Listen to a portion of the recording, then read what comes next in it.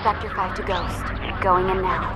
Bienvenue à Star Wars en direct, Rebels. Look, I work alone. How about a little less attitude and a little more altitude? Le podcast de discussion et de commentaires sur la série animée Star Wars Rebels. I need to be ready to take off or none of us stands a chance.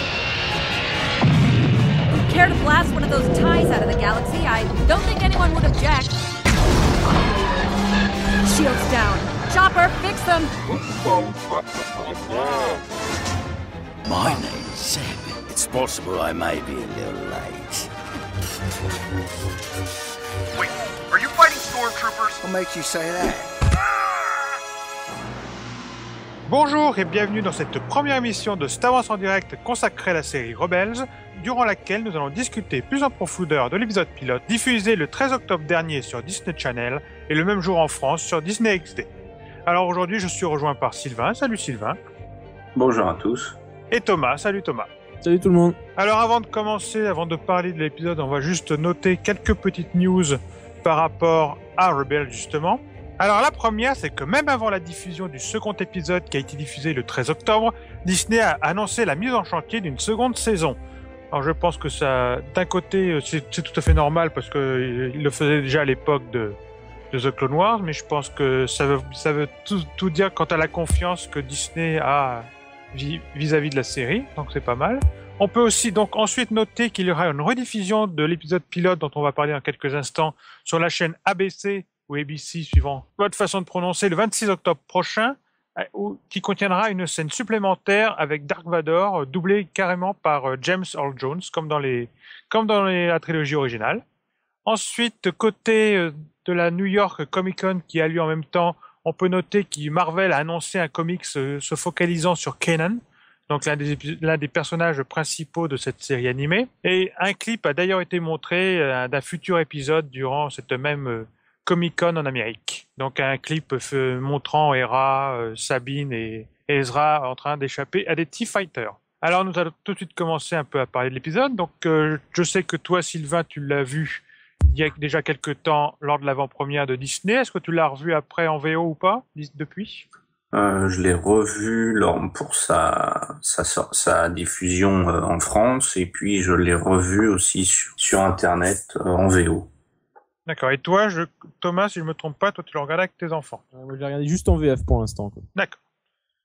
Donc on va tout de suite attaquer. Donc je pense que c'est une très très bonne introduction malgré les 4 petits courts-métrages. On a une très très bonne introduction donc au personnage, même si on n'a pas vu les 4 courts-métrages qui ne sont pas forcément utiles donc à la compréhension de cet épisode. Donc n'ayez pas peur de regarder ce fameux Spark of Rebellion sans avoir vu les 4 petits courts. Donc est-ce que vous avez été satisfait de ce côté-là ? Je sais que Sylvain, toi tu as déjà un peu parlé. Tu nous avais parlé d'ailleurs que tu avais trouvé que les personnages étaient différents entre ces fameux 4 petits courts-métrages et cet épisode pilote. Tu peux nous en parler un peu plus, s'il te plaît ? C'est vrai que j'avais la façon de représenter les mêmes personnages à la fois dans le pilote et dans les 4 mini-films. J'avais trouvé ça assez bizarre parce qu'on retrouvait pas forcément les mêmes traits de caractère chez les uns ou chez les autres, parce qu'on va pas non plus se le cacher. Les personnages de la série sont quand même tous des archétypes. C'est les archétypes classiques du jeune débutant, du mentor, et on retrouvait pas forcément ça dans les courts-métrages. Ah ouais, tu vois, j'avais pas vraiment moi j'avais pas fait attention à ça. Moi je t'avouerais comme t'en avais déjà un peu parlé durant notre épisode 0. Bah oui. Ne serait-ce que Kanan, si je dis pas de bêtises, dans le petit film de présentation, j'avais l'impression qu'il est tout le temps paniqué, qu'il est pas du tout maître de lui, alors que quand tu regardes l'épisode pilote, quand tu sais ce qu'il est, bon, il a pas de raison de paniquer. Donc c'est ça que j'avais trouvé assez bizarre. Mais pour moi, ce qui est un peu étrange parce que je pense qu'il savait déjà que c'était un Jedi. Ouais, mais c'est pour ça que pour moi ces 4 petits courts-métrages, faut pas non plus y passer 3 jours dessus, c'est pas canon, c'est juste pour montrer les persos et voir l'animation et tout ça quoi. Moi, je pense que ces courts-métrages sont canons, que c'était vraiment très tôt dans leur entre Kenan et Hera, peut-être qu'ils se connaissaient pas encore, donc peut-être qu'ils connaissaient pas encore sa façon de piloter, donc ça l'a surpris de ce côté-là. On peut toujours trouver des petites solutions dérivées de ce côté-là. Par contre, ça supposait dans ces petits films que tous les personnages étaient au même niveau de présence. Or, j'ai trouvé, juste dans le premier épisode, après on verra la suite, que t'as l'impression qu'il y a quand même des personnages qui sont vachement en retrait. Toi, le fameux robot, ils nous ont fait tout un pâté pendant des mois et des mois, puis finalement, il a pas foutu grand-chose, quoi. Contrairement à un R2 qui est vachement présent, tu vois. Voilà, de l'autre côté, c'est aussi que le premier épisode, donc à voir aussi par la suite. Mais c'est sûr que je pense qu'ils auraient pas mis autant c'est vrai qu'il est pas non plus extrêmement présent. R2 à part aussi de temps en temps pour aider les personnages, c'est pas non plus un droïde qui est forcément au premier plan tout le temps. Donc je pense que c'est un peu pour ça. Je pense qu'évidemment le Chopper est aussi l'aide mécanique du vaisseau, mais c'est pas forcément pour ça qu'on est censé l'avoir comme personnage principal. Il est beaucoup plus présent dans l'épisode 2. Dont on parlera dans quelques semaines. Mais sinon, oui, c'est vrai que c'est vraiment une très bonne introduction. Donc on fait la connaissance de Ezra sur sa petite planète de Lothal dans son petit studio, on va dire. C'est un peu ça, d'ailleurs, ça m'a étonné comment il pouvait habiter ça à son âge. On se demande comment il l'a récupéré. Est-ce que c'est une tour abandonnée qu'il a? Ouais, ça doit être abandonné, il doit être orphelin. Il est orphelin, oui. Ouais. C'est un petit peu, tu sais, comme dans les jeunes chevaliers de Jedi, j'ai perdu son nom, tu sais, qui était un... Comment? Zek. Ouais, voilà, c'est ça. Et ça m'a fait penser un peu à lui, quoi. C'est pas faux, ouais. Dans le profil de personnage, tu vois, tu disais les archétypes, là, c'en est un, quoi. Là, c'est un peu le problème, c'est qu'on risque vraiment de retrouver à chaque fois. Malheureusement, notre background de fan de l'UE, on va toujours se dire, ah tiens, ils sont basés ça sur ce qu'on connaissait avant, alors maintenant, faut un peu oublier. Oui, voilà. C'est un peu compliqué d'oublier. De toute façon. Ah bah oui, on sait qu'ils ont pioché, mais c'est sûr. Mais c'est sûr qu'en tout cas, Ezra, je trouve qu'il l'introduit bien. Évidemment, on est censé voir, on en avait parlé, on est censé voir la série à travers ses yeux. Il découvre la galaxie, il découvre la force, il découvre ses nouveaux pouvoirs et tout ça. On a du autre côté Kanan qui est un peu le chef de la troupe qui mène tout ça à la baguette. On a donc Zeb, les muscles, la forte tête, voilà, l'équivalent de Chewbacca de ce petit groupe. On a Hera, la pilote féminine. On a Sabine, la petite, plutôt l'ancienne Mandalorienne. Rose fluo. Oui, mais d'ailleurs, on avait parlé justement dans notre épisode 0. Ce qui m'avait fait peur, comme j'en avais parlé, c'est que sa présence de graffiti soit vraiment très présente. Et effectivement, tu avais raison, Sylvain, c'est très très peu présent pour l'instant, mais une fois encore, on sait très bien qu'ils vont sûrement se baser des épisodes sur chacun des personnages. Peut-être qu'il n'est pas possible que ça soit plus présent dans un épisode suivant. Et ensuite, donc, on a donc Chopper, le petit droïde de service, bien amusant. Donc, toi, Thomas, ils t'ont satisfait les personnages? Alors, j'ai eu du mal avec le gamin, moi. D'accord. J'ai trouvé qu'il était un peu trop balèze pour un gamin, quoi. Tu vois. Le mec, il met la misère à une armée de droïdes, de stormtroopers, quoi. Toi, il est vraiment trop balèze, si tu veux. On part un peu, tu sais, un petit peu comme dans The Force Unleashed, avec un mec surpuissant par rapport au profil qu'il a, quoi. Tu vois. Luke Skywalker, il était pas si balèze que ça dès le début, quoi. J'aurais préféré qu'il soit un peu hésitant, tu vois. Là, je trouve qu'il est too much, quoi. D'accord. Pour moi, c'est le seul personnage qui choque, parce que les autres, quand bien même c'est des archétypes, je trouve qu'ils ont bien leur place. Et moi, j'ai adoré le fait de Z là de reprendre les anciens. Oui, concept, un dessin concept de concept pour Chewbacca, quoi. C'est-à-dire que voilà, on va réutiliser de l'ancien, mais du coup on réintègre. Je trouve que c'est vachement bien, quoi. De toute façon, on est vraiment là, il y a pas de doute. Hein. Je pense que tout le monde est d'accord.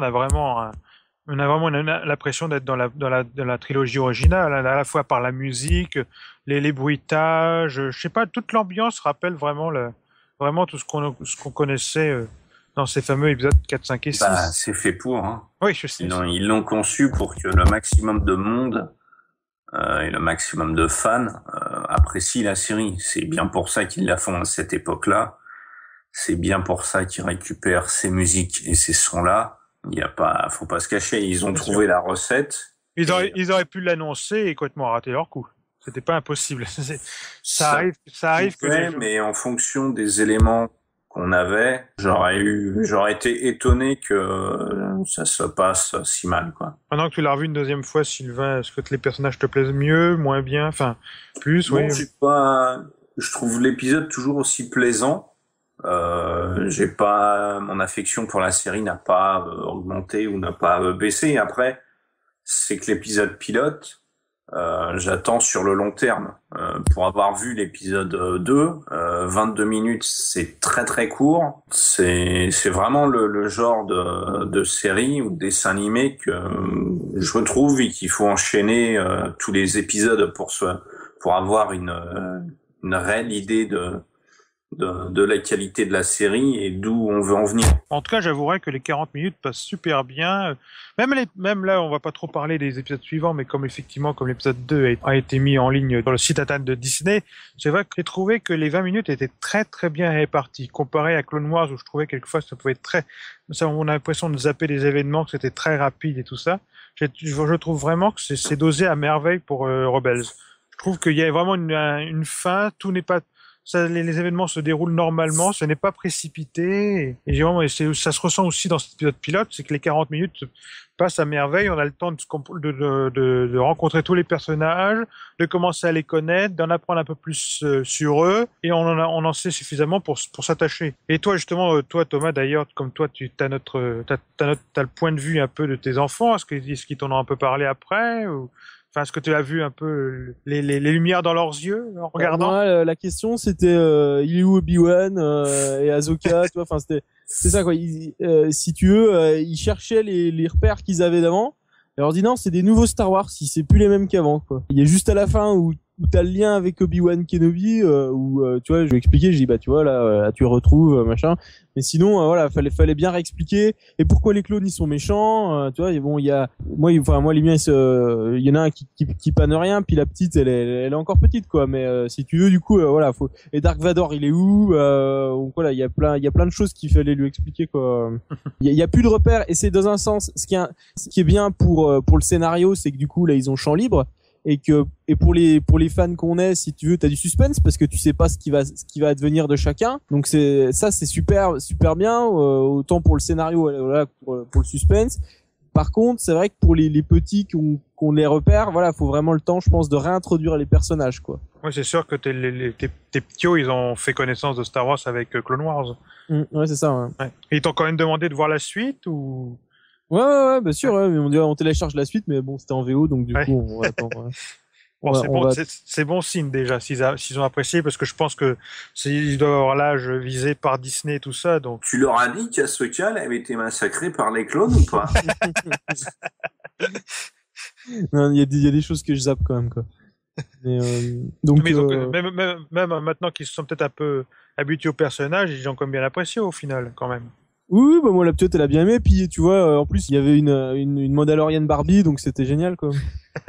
Enfin, je suis pas sûr qu'elle soit tellement Barbie, hein, comme on en parlait dans l'épisode. Enfin, par rapport au court-métrage, effectivement, elle est plus, comme on dit, badass que mignonne à taguer n'importe où juste pour s'amuser. Hein. Bon, ça va quand même être, tu vas la voir à la fin de la saison, ou avant la fin de la saison, elle va quand même échanger un baiser avec Ezra. Donc, ouais, mais ils ont quand même bien joué sur tous ces personnages, entre Ezra qui découvre un peu la galaxie, qui regarde tout ça avec des yeux émerveillés et qui Attends, fait...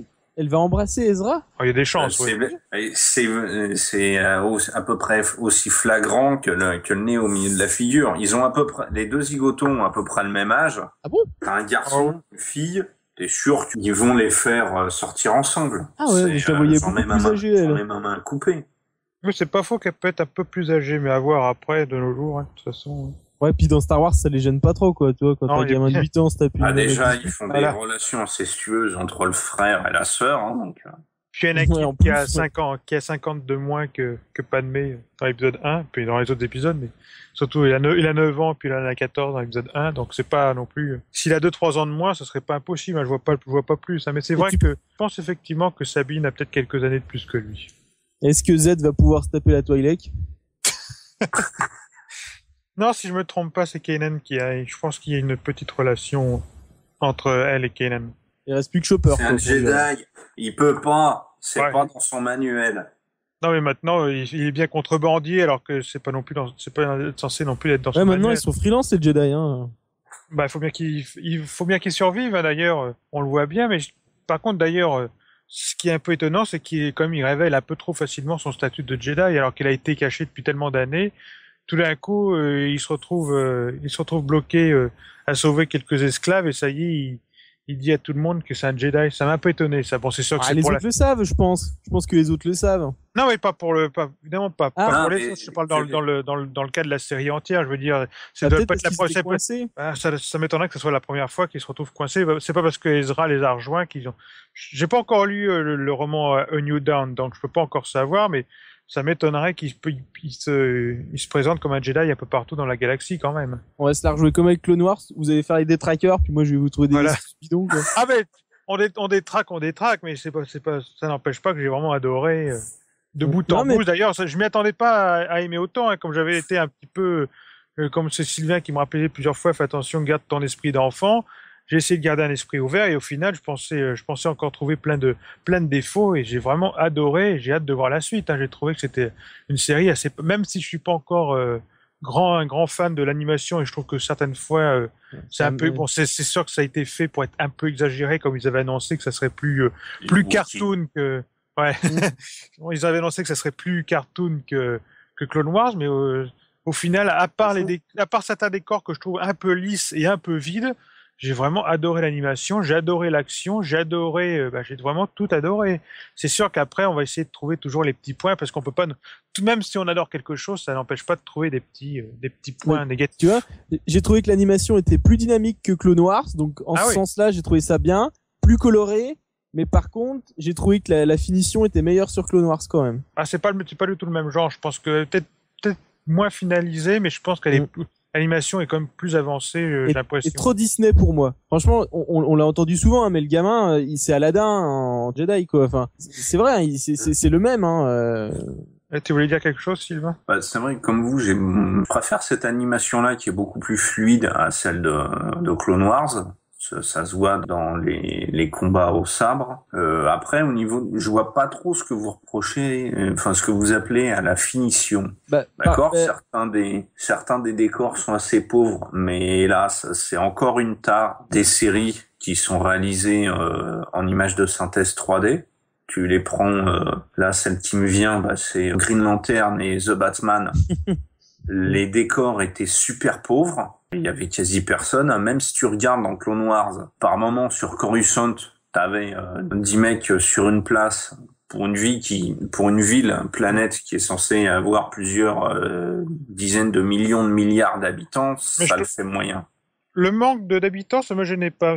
Par contre, je trouvais que les décors étaient vraiment très remplis, ils étaient pas. Là, j'ai vraiment l'impression que Lothal, t'as une grande plaine sur l'autoroute, la fameuse, ce que j'appelle l'autoroute, quand ils se font pourchasser par les Stormtroopers, c'est lisse. On dirait que tout est raboté à la perfection et tout ça. Je trouve que c'est impérial. Bah oui.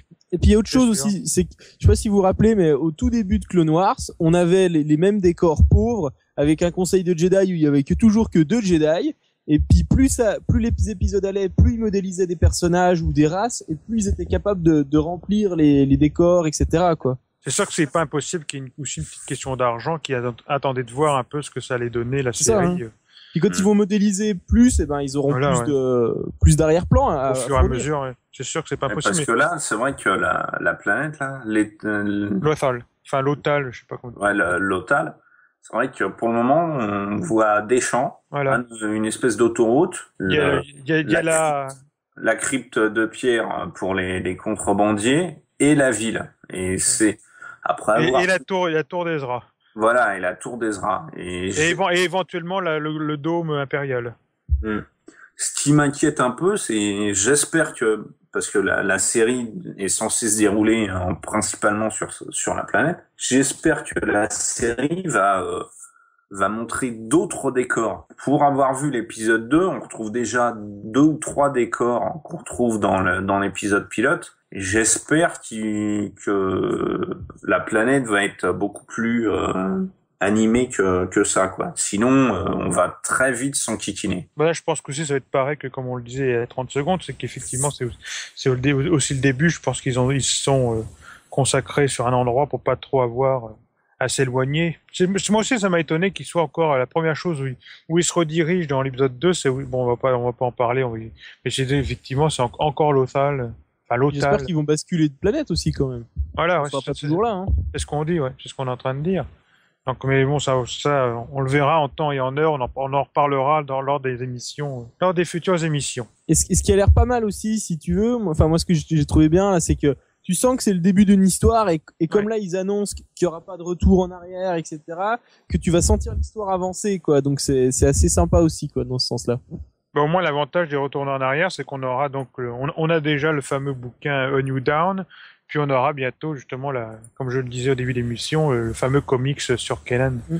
Donc au moins, ça va permettre à l'UE, enfin au nouveau canon, de se focaliser sur ces histoires qui se passent avant, sans avoir crainte que la série y aille un jour ou l'autre. Et puis on aura un vrai fil conducteur parce qu'on va suivre cette équipe, on va les voir évoluer en plus. Alors qu'avant on avait un peu des personnages par-ci par-là, il y avait pas de vrai fil conducteur. Là ça va être vraiment, ils peuvent faire un vrai scénario, quoi. Plus la liberté, ce qu'on disait tout à l'heure, de scénario. Surtout que s'ils commencent à être renouvelés pour des saisons complémentaires, ils peuvent peut-être justement en profiter pour prévoir des arcs scénaristiques à l'avance et peut-être nous offrir peut-être des personnages plus... Surtout que là, comme on le disait, le champ est vide. Donc ils peuvent peut-être nous permettre d'approfondir les personnages correctement, alors qu'évidemment Anakin il pouvait pas aller trop loin, Ahsoka il pouvait pas non plus peut-être en faire de trop parce qu'elle était censée disparaître, alors que là tout est vide. Et qu'elle était pas aimée par les fans. Au début, parce que je crois que ça allait devenu presque un des personnages préférés sur la fin.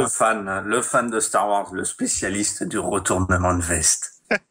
Je dis ce que j'ai lu sur Internet. Mais c'est sûr que là, ils ont comme on dit, l'ardoise a été effacée et maintenant ils peuvent tout se permettre d'inventer vraiment un passé à ces personnages sans avoir à se focaliser sur les trucs qui existent déjà, donc c'est pas plus mal. Et s'ils y arrivent bien dans la série, ça peut donner quelque chose d'intéressant. Mais c'est sûr qu'on a, ce qui est dommage, on a déjà un bon début. Ce qui est dommage, c'est que tous ces personnages-là, ils vont finir tous par mourir de la main de Vador. C'est assez embêtant. Eh ben non, ils ont l'air de dire qu'il y aurait des personnages qui seraient réutilisés dans les films. Oh, ça, j'y crois pas, là. Ça, c'est vu à l'époque où ça se passe, où Rebels est passé, et vu à l'époque où l'épisode 7, 8, 9 et les spin-offs se déroulent, à moins que les spin-offs se passent entre les épisodes qu'on a déjà. Hein, je crois qu'ils annonçaient du Obi-Wan Kenobi, peut-être, en spin-off à ce moment-là. Ouais.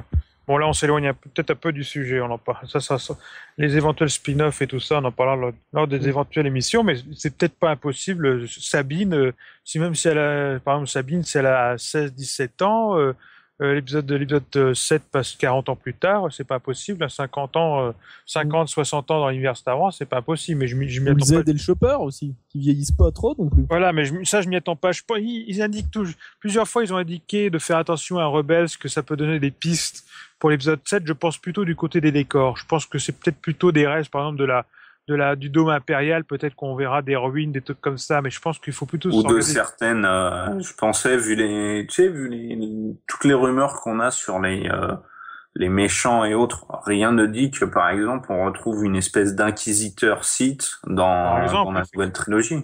Effectivement, oui, je pense qu'on faut plus regarder de ce côté-là, plus du côté vraiment des personnages tels quels. Je pense que c'est plus...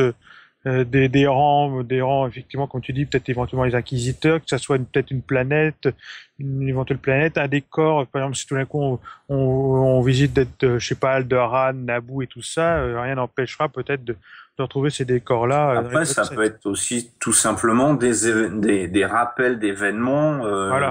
2-3 lignes de dialogue sur est-ce que tu as déjà visité la planète, les stats. Voilà, exactement. Je pense qu'il faut plus regarder de ce côté-là qu'autre chose, mais c'est sûr que maintenant qu'on a un peu parlé des personnages, on va parler un peu de l'histoire. Donc, je trouve que l'histoire se déroule bien. Elle a un bon début, une bonne fin. Comme tu disais, Thomas, on a un bon lancement dans la série. On sent vraiment que c'est l'épisode pilote de quelque chose. Et Ezra qui fait la rencontre, qui commence un petit peu à changer, à voir que la galaxie ne tourne pas autour de lui, qu'il y a des gens aussi en difficulté, si ce n'est plus. Donc de ce côté-là, on a donc l'introduction de. Par contre, Calus, je sais pas, ça a été remarqué par d'autres personnes d'ailleurs en ligne. Je trouve c'est vrai qu'il est pas très mis en avant. Je trouve que c'est un personnage qui manque un peu de profondeur pour l'instant. Il est juste là pour faire peur et après contacter et pour faire d'introduction un peu de l'inquisiteur à la fin de l'épisode. Je sais pas si. C'est pas un personnage qui est existant. Il y a pas de référence à rien avec lui, non? Voilà, c'est exactement ça. On a juste.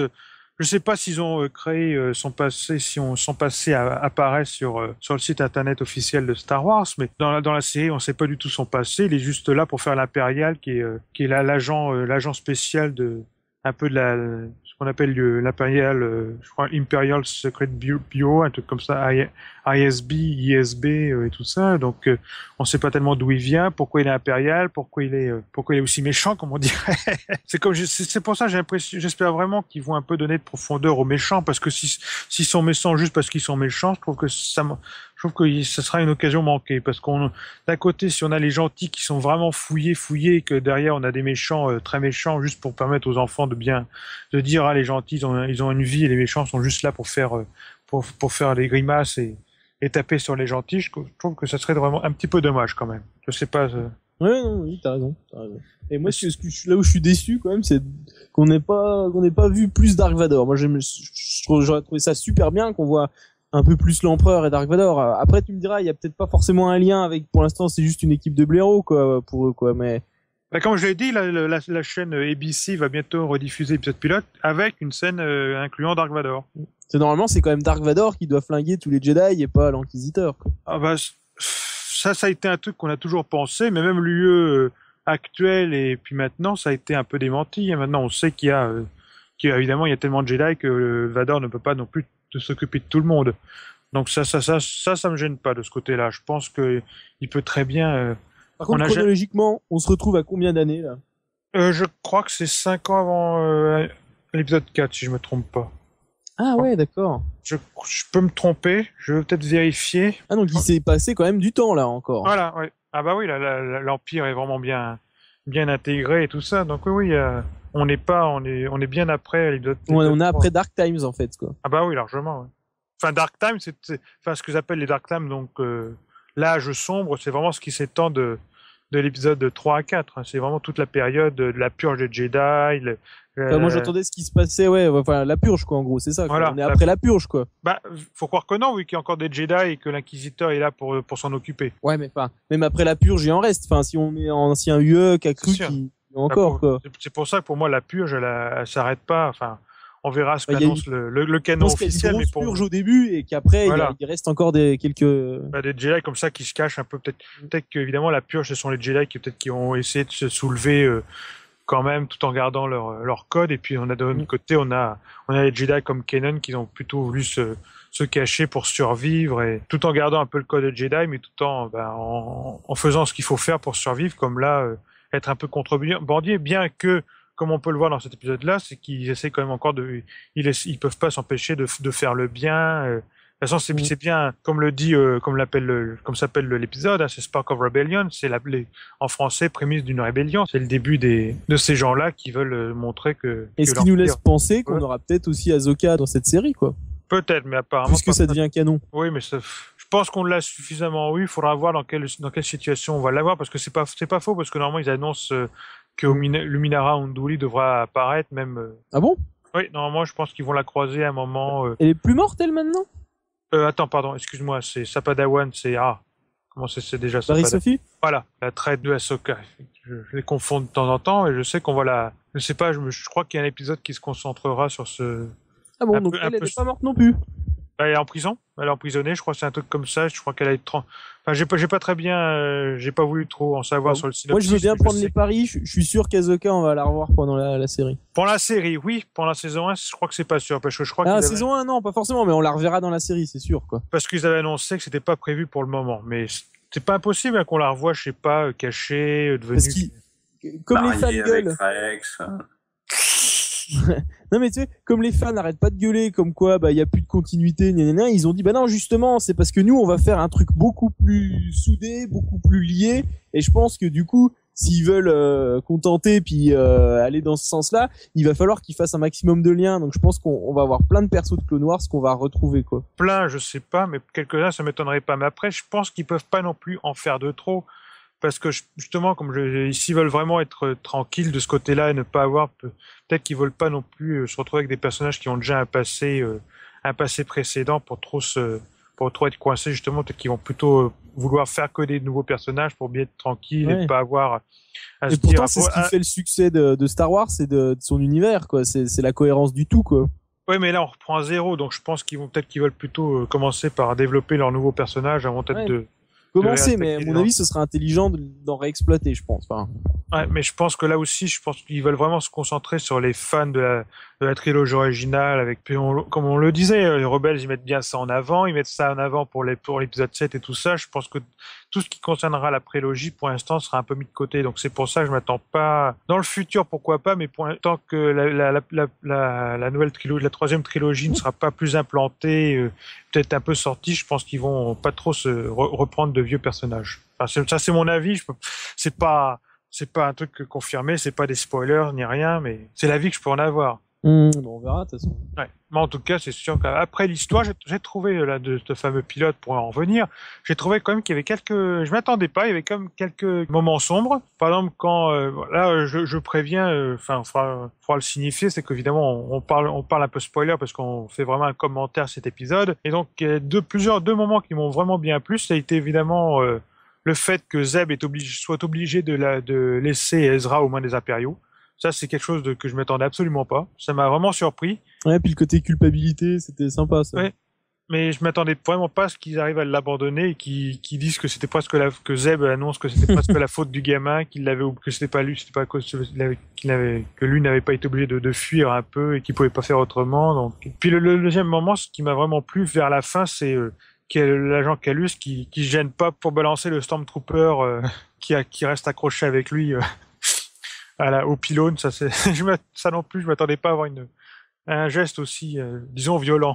Le gars, c'est classique, quoi. Oui, c'est classique, mais je m'attendais vraiment, même si c'est classique, qu'on voit pas vraiment de mort à l'écran, je trouvais que ça donnait un petit fond un petit peu plus sérieux que ce à quoi je pouvais m'attendre. Et d'ailleurs, en parlant aussi de Storm, on pourra noter le petit clin d'œil au fameux cri Willem quand un des Storms tombe de la balustrade un peu plus tôt d'ailleurs dans l'épisode. C'était un joli petit clin d'œil. Par contre, j'ai pas noté, je sais pas pour vous, mais j'ai pas noté, personne n'a dit j'ai un mauvais pressentiment, je crois, pour une fois. Alors qu'on l'avait eu pas mal, cette phrase, on l'avait eu quasiment à tous les premiers épisodes de The Clone Wars. Et j'ai pas fait. Ils ont fait un lien avec New Hope quand même. Oui, enfin si on veut, oui, c'est pas. Comment plus ça, ou moins, ouais.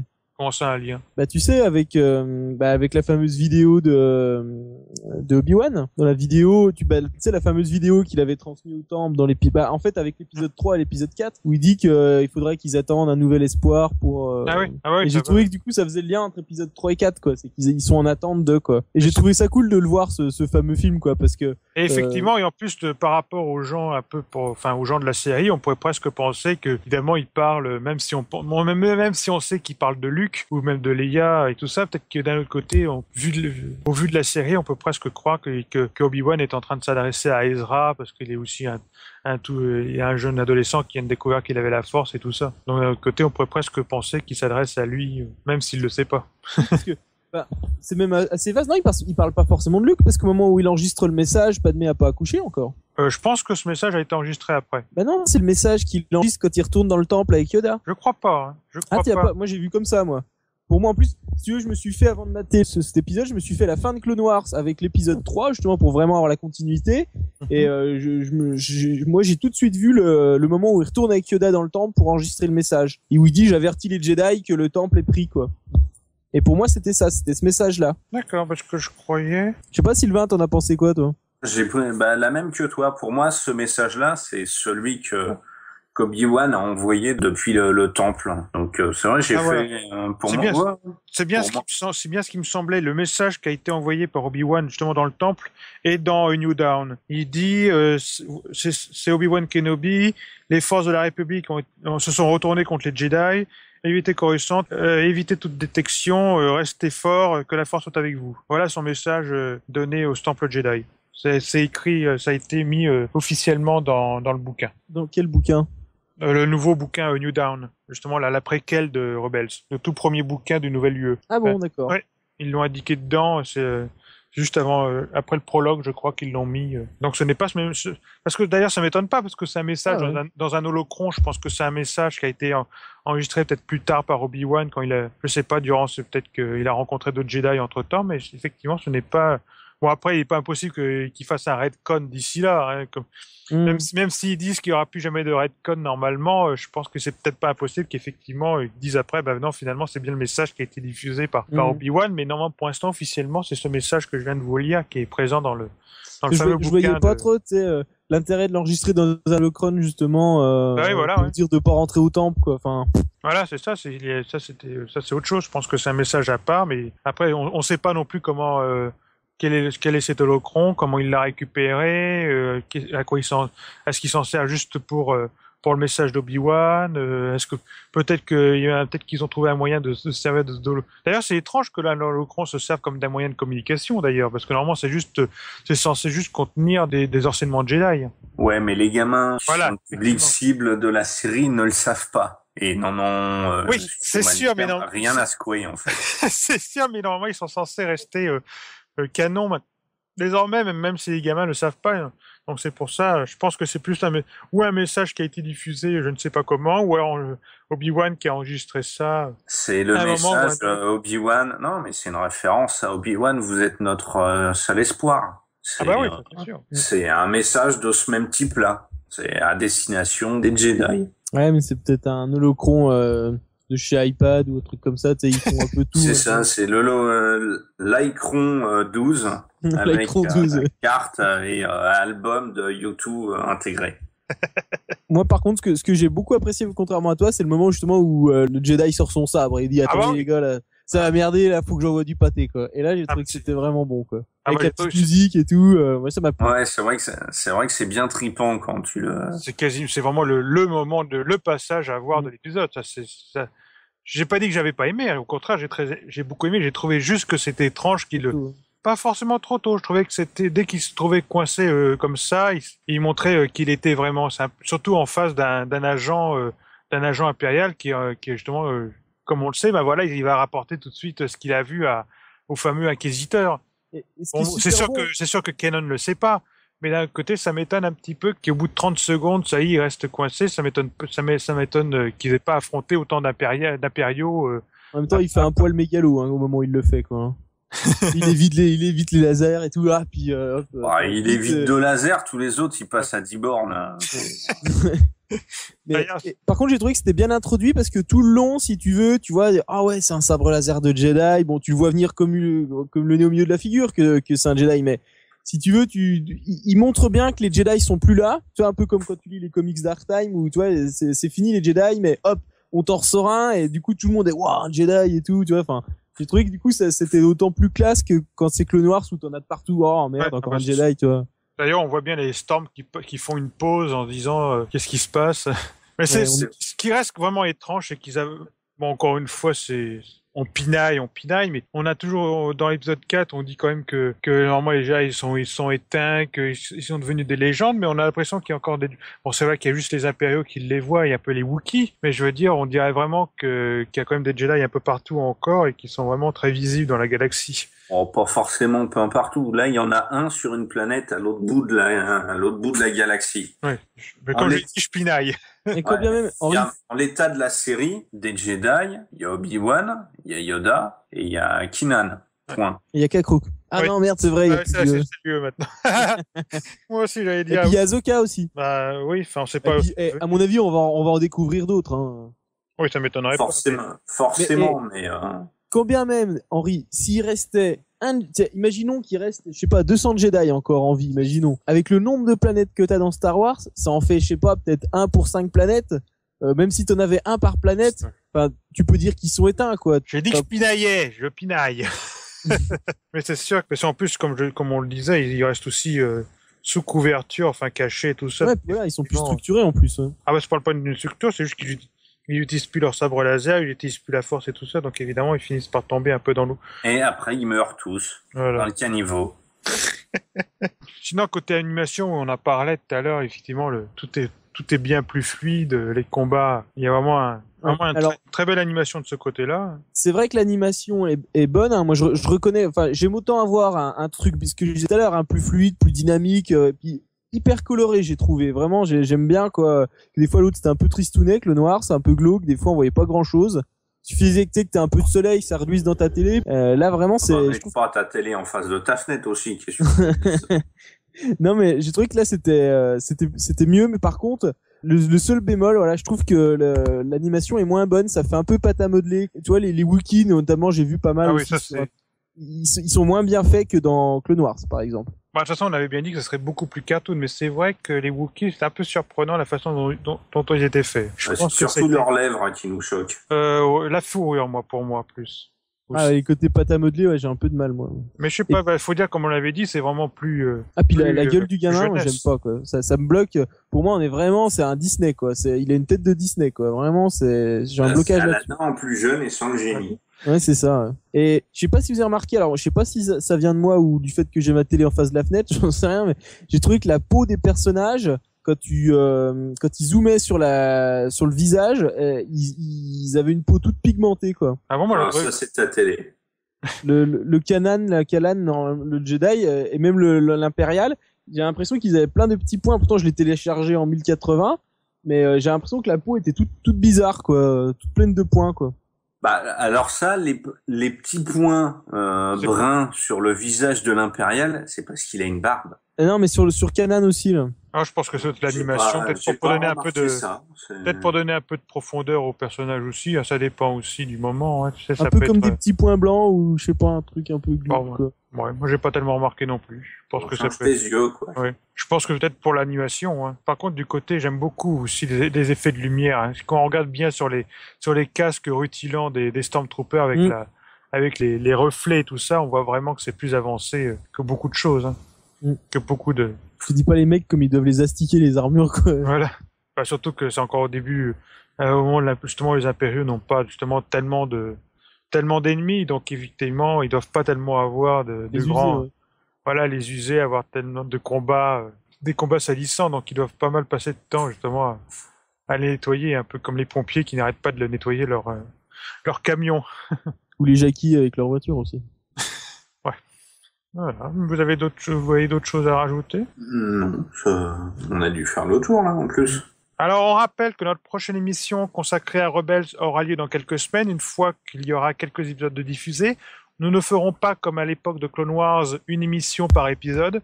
Cette fois-ci, on attendra d'en avoir au moins quelques-uns pour alimenter un peu plus la conversation. Retrouvez-nous dans un peu plus d'un mois. Donc voilà, c'est tout pour aujourd'hui. Comme toujours, si vous avez des commentaires ou des suggestions, contactez-nous à l'adresse studio@swendirect.com. Il y aura toujours quelqu'un pour vous répondre. Mais il y a également d'autres moyens de rester en contact avec nous. Vous pouvez rejoindre notre groupe Facebook à l'adresse facebook.com/swendirect, où vous pourrez discuter avec les animateurs ou nous suivre sur Twitter à l'usager @swendirect. Nous vous invitons également à nous laisser un commentaire, positif ou négatif, sur iTunes, ce qui permettra d'améliorer notre visibilité et aussi également de partager nos émissions, de retweeter nos Twitter, de partager nos statuts Facebook, car le bouche à l'oreille est notre meilleure pub. De la part de Sylvain, Thomas et moi-même, merci d'avoir été à l'écoute de Star Wars en direct, la voix de la communauté francophone de Star Wars, et à très bientôt.